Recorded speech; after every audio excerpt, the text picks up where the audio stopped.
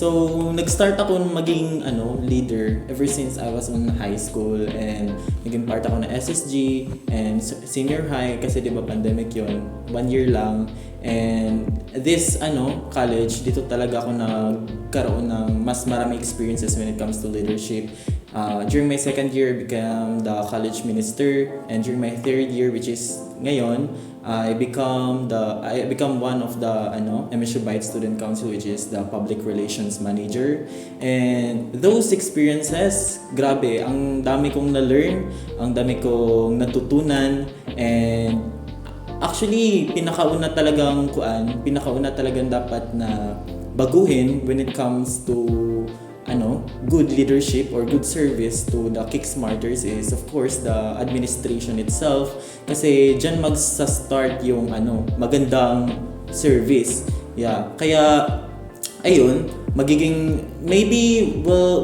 I'm going to be strict with the body of the student council, and ayoko maging lenient lang na leader na okay, hayaan natin to.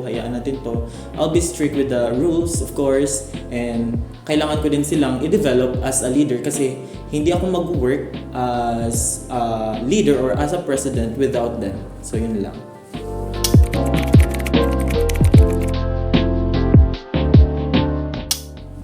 So, I myself, I think alam man ata usually ng mga Kicksmarters, especially the freshmen, na isa kong TikTok content media creator, and ayun, I think I am confident enough with my communication skills when it comes to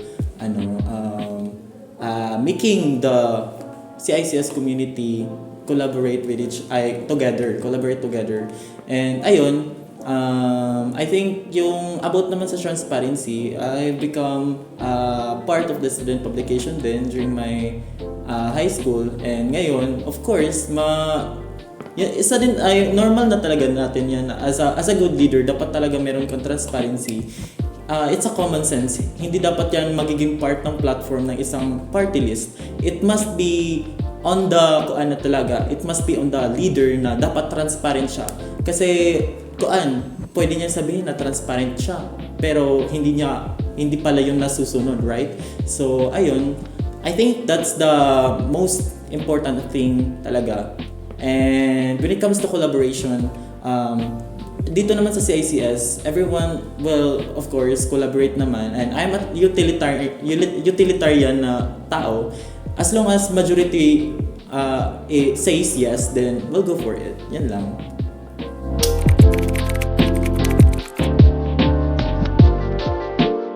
So, part talaga ng namin from our party list name itself, cyberspace, like it's a 2 words, cyber and space. So, it's like a space of cyber.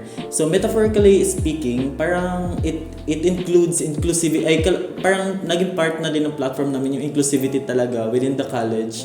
Yun talaga yung literal meaning ng cyberspace na party list. And part din ng platform namin yung gagawa kami ng CICS community page or group page, para doon makapost yung mga students na parang hindi sila confident to tell their their problems directly to the Byte. So pwede silang mag-post doon anonymously, and mabasa namin ng administration namin, and of course ma-address yung problem.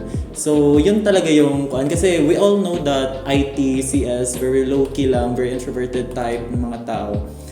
So ayun yung naging isang platform namin para at least ma-reach out yung mga unheard voices ng mga taga-CICS. So yun lang.